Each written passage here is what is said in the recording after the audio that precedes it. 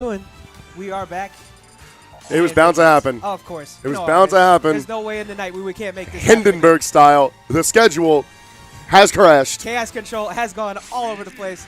All of the commentary schedule is all over. But it's finally happened. We finally on the mic together. What is good? What's going on? You got Ajax and the man, Hageman, of course. And I see that Leighton and Chavo seem to have gone down to Scott and Glare. Seems like Scott and Glare really taking it out. They really want to showcase their stuff tonight. And now sitting here in losers finals against Pugwest and Locus, they can make the run. This is very possible. Composition on both sides here. You know, Luigi and Bayonetta both having great kill potential, but you also have the early life potential being gone in Ryu's True Shoryuken as well as the Tipper Half Smash. And I look forward to seeing the way they handle this. Starting off right on Smash Bros.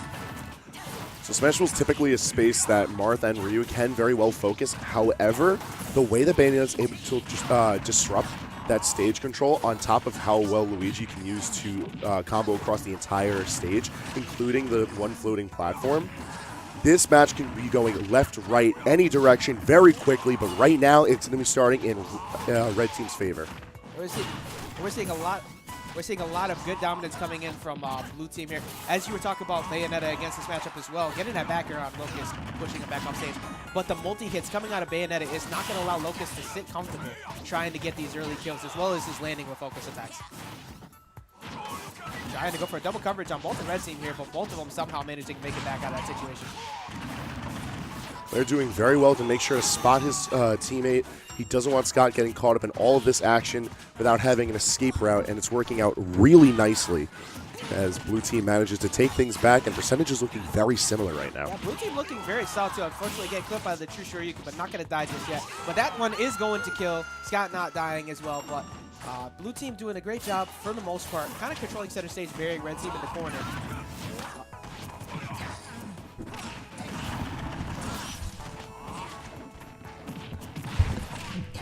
I didn't realize.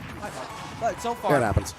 So far, we're seeing a much better reestablishment from red team here, kind of burying blue team on the sides. Not going to die to that up smash there, but and Pugwest not actually losing any stocks yet. Pugwest is very solid at living a long amount of time. He has great defense.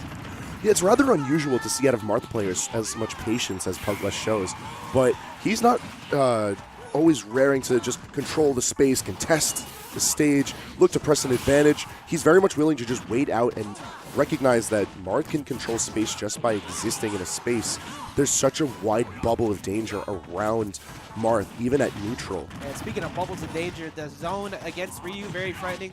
Lucas getting yet another stock there. That True Shoryuken is actually to get a kill at like 56%, and red team going up 3 stocks to 1. Scott in a very dangerous 2v1 situation here. Again, covered once again, trying to get back down to the ground. And Locus accidentally hitting Pug while trying to go for the edge guard.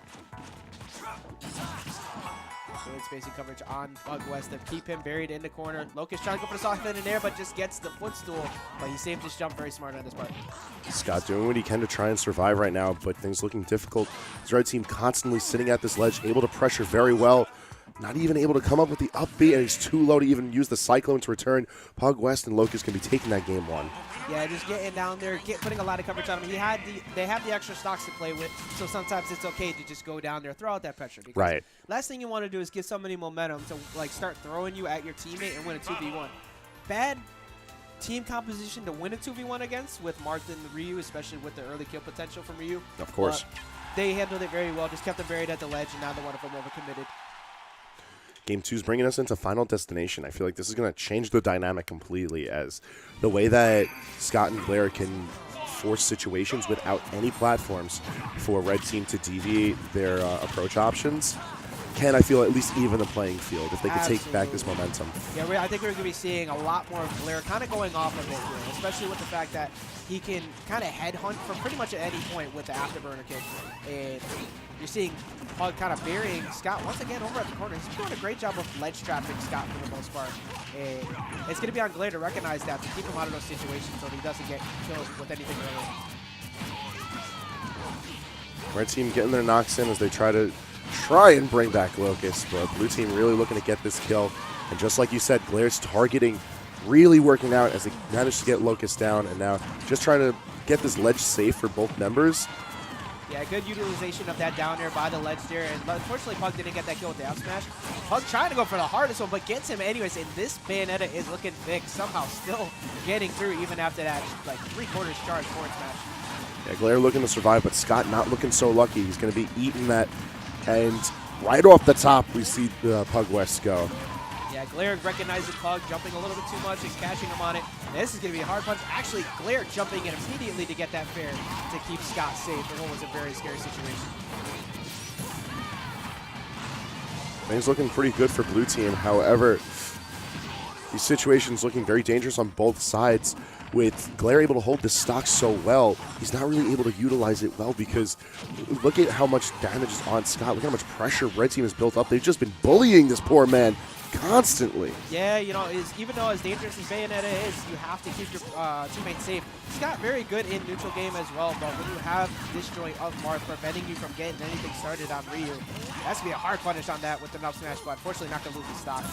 Blue team definitely can't oh my goodness, he gets a shield break, and there was no doing that. Yeah, there's nothing he could do there. Stuck in to get up animation, and that's going to be 3 stocks to 2.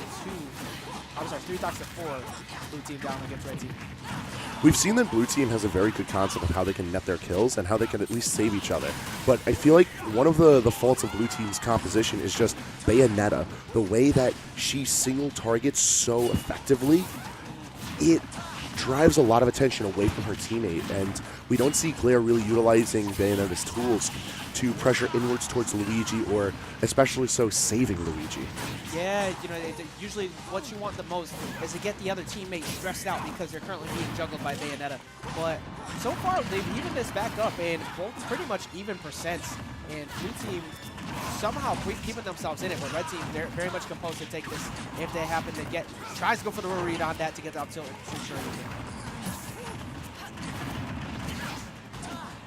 Now stuff throwing him off stage, getting in there off the trade, trying to call up that jump off the spike there with the up smash. They're not able to do much off the hits that he's getting, and Scott coming back onto the stage, even though he's managing to survive, he is sitting at 100. And without any assistance from his teammate, I don't know if he's going to be able to survive too much longer, but Glare really starting to come through now as he holds onto this ledge, and with a good kill off the side, now things looking a bit more dire for red team as Pug sits at 130 in counting. Yeah, that was an unfortunate sequence of events before what happened with Pug and Locus accidentally dropping him down into that hit after the witch time. And now Pugwest is going to get clipped by the side B into the up air, and blue team actually managing to keep themselves in it after what was looking like very much curtains for him in that game too. Yeah, the pressure was cooking up, and they managed to synergize themselves well enough that they could take it back from the jaws of defeat, and I feel like that's really going to help them pull some momentum moving forward into Game 3. Yeah, you know, it also, you see some smiles coming across the Sin brothers as well. They got their confidence going for them. They feel like they figured something out, even though it was no way, shape, or form dominant by either team. Right. But they managed to keep composed, especially with the early kill potential that you have to worry about. Yeah, even if you squeak out the win, you still get that win no matter how. And I feel like they can manage that situation time and time again because we're running it right back to Final Destination. Red team really just trying to keep things on this. Yeah, like you said, you know, no matter which way you walk away with the W, as long as you walk away with that W, just take it and leave it. And especially against a team composition with strong players such as Pugwest. Oh, unfortunately, that shield break is going to take out his teammate. And blue team coming out on top of that. Unfortunate for Pugwest. So blue team will take that. Blue team will take that free. They're taking a lead. You take that, the check, you bring it to the bank every day of the week. Especially considering how early on in game 1 and throughout the former half of Game 2, they were having a lot of pressure in trying to pick themselves up in the early game. That's where we saw red team really assert their dominance. Now getting a lucky break through that and maintaining the stock lead and furthering. Unfortunately, there was an accidental team miscommunication or something going on there, and Glare getting killed by his teammate. And now Scott's just going to free fall and complete reverse the situation here, which is very unfortunate because blue team was really looking good at the start of this match. I swear, that bottom right corner of Final Destination has just been spaghetti central all day. Every team is losing every sense of synergy and cohesion when they dive off stage together over there. IQ points just progressively start falling apart as they get down there. And now with all of this with all this going on, they still can very much even this back up if they can get rid of Pugwest's stock sometime soon. But both of the blue team members looking at frightening situations for early kill potentials. Oh, but actually gets the back air trade. Unfortunately, not going to get the kill. But actually does get the kill, and Locus managed to make it back. And now we're at a much closer game, but Blair sitting at 122%. Trying to take the stock off of Locus. Is that going to be enough? Doesn't look like it. However, diving super deep for that back air, and now it's sitting in the 2v1 situation. A very dangerous call, but considering how fresh the stock is looking on Scott, it's dire, but maybe not as much as it could be. We've seen how well he can manage the 2v1 situation before. Yeah, he had the right idea. Unfortunately, again, oh my. Oh, never mind. Mental awareness and quick reactions coming out of Locus there to convert off of that. Luckily for the Sim Brothers, they're still very much in this. This is a best of 5. So let's see if they can manage to make a conversion adjustment here. Glare had the right call. He did go really deep to get that kill. Unfortunately, as Steed for his shovels in, set up a bad situation for his brother. But if they can manage to clean that up, we could be looking at a game 5 coming in from the blue team. I think it's possible. I do genuinely think it's possible. We've seen that regardless of how further into a disadvantage they're thrown, they can pick themselves back. They don't seem to be getting jostled by red team's antics very well. They can center themselves, and if they could take this game 4, I feel like we could be seeing that game 5. I think one of the big things that we have noticed, kind of coming in for both teams, but more so the blue team, is that throughout the tournament, they've done a great job of getting their team combos. They've always gotten maximum damage when they got the opportunity to do so. Red team, not so much. As you see Pugwest immediately running in there to get Locus out of that situation. So even though red team's per se not getting great combos, they're keeping each other safe when it matters. Right. So given the game 4 is here on Smashville, I feel like if blue team can at any point get their feet back on the ground, they're going to be able to contest this stage very well. But red team is not letting them have it at all, forcing these battles to the ledge and giving Pugwest so much room to contest that ledge control. Things look really good for blue team, especially with they're not going to be able to clean up that stock, and Scott flying off the end. Yeah, like you said, the blue team just, it took them a long time to get back to the ground. But great call out on that jump with the raw up smash, and Blair even in this matchup back up. Good attempt to try and double cover Locus on the right-hand side there while Pugwest was get back to center stage. And the backer is going to come through in the midst of a lot of power shields. And Blair's going to lose his stock. Managing to bring himself back, and a down smash right at the ledge with some suspect DI going to be sending Pugwest off. However, not able to secure the kill out of it just yet.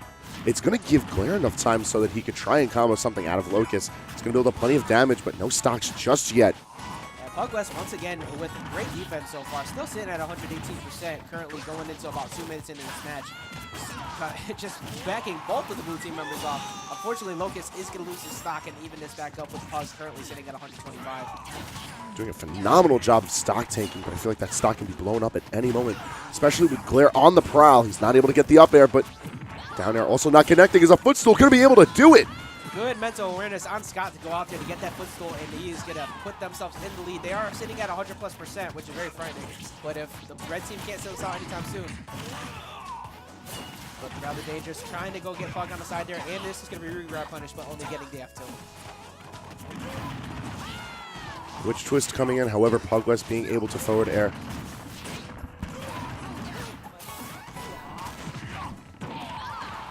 The up smash instead of the Shoryuken, it's going to be enough, and a back air going to be able to clean it up even further. Stocks are flying as we see Glare go immediate right for it. Unfortunate stutters coming in from Locus there and getting punched right to oblivion. We're looking at one stock apiece here. Blue team trying to extend the tournament life. Red team trying to put it to bed right now.